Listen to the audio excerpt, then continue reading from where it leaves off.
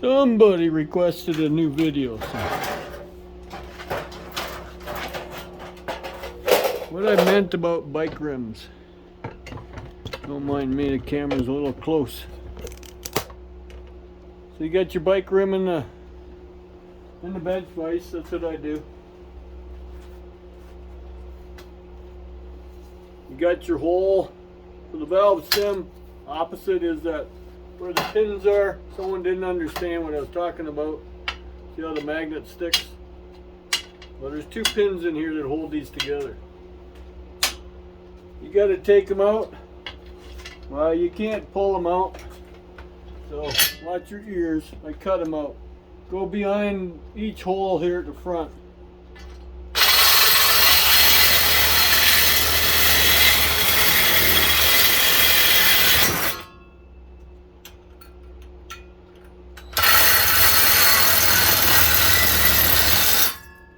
Don't cut that one all the way because you can just bend it off. And you'll see what I'm talking about. See those holes? See the pins in there? Now, unless you know a way to pull them out. I don't. So I throw this in the iron, the aluminum bucket.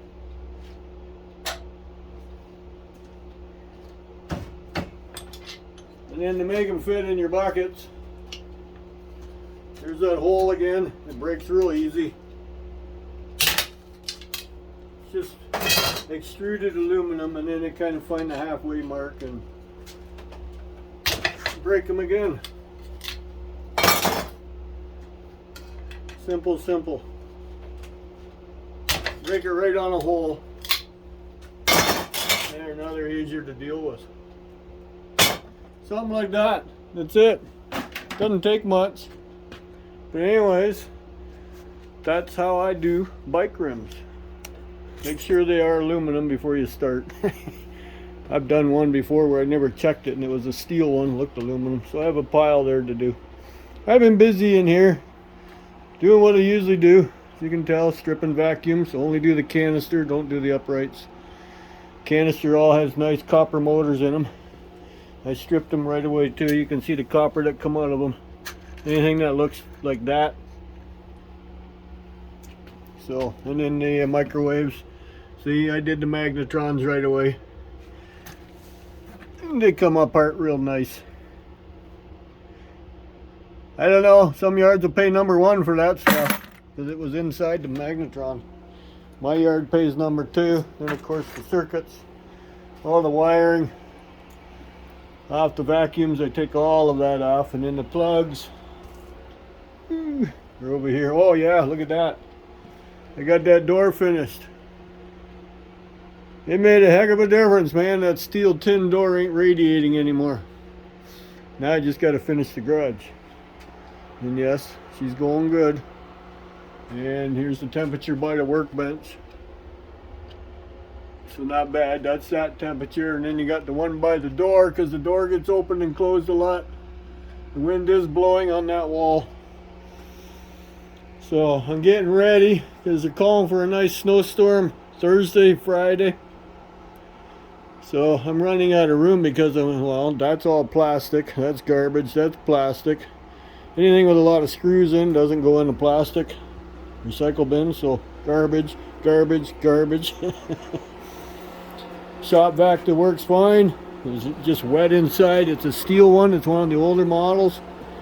It's a little rusty. I was going to clean it up, throw some paint on it, and good little vacuum. It works great. So recycle. Got to bring some wood in tomorrow before we run out.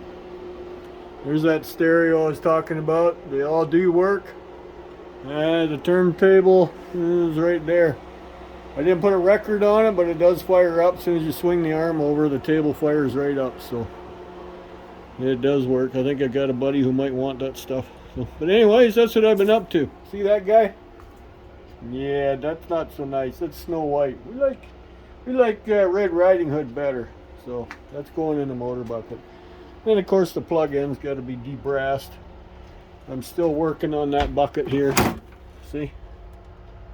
That's just plug-ins. That's all that's in there.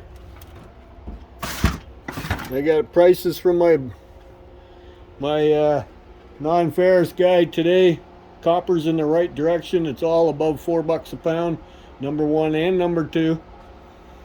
And brass is almost $2.50 a pound, so that's all brass. 1, 2, and number 3 working on getting her full.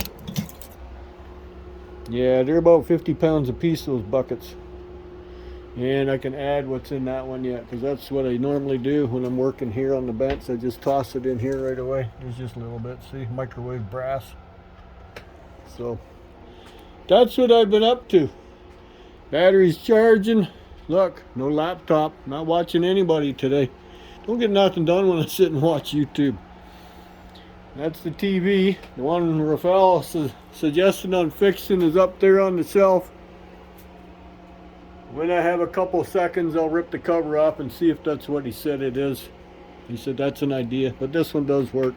It's just smaller. I wanted that one. It's bigger. It was going to sit right here too. And then of course the camera still sits on top of it. So, and yeah, these are buckets that have to be worked on yet. Not that one. That's just circuits. Got to be dumped in the big bucket. So a little bit there, a little bit there, a little bit there. A little bit down there. Those are all copper transformers, so they will get taken apart. So maybe next week I do a brass and copper run. We'll see.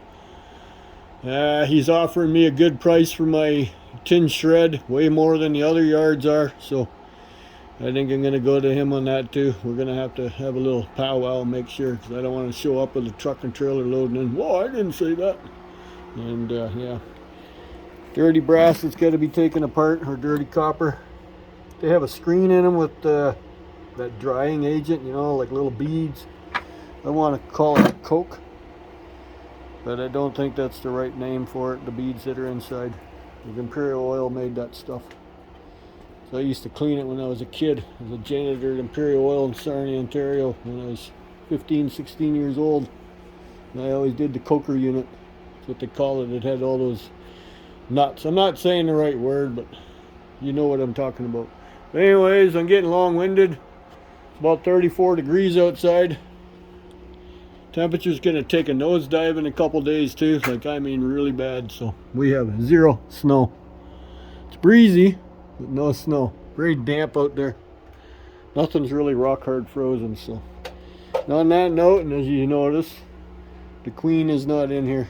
She's in the house. She doesn't like being in the garage, and she's not heavy coated enough to stay out on her own. So we'll catch you later.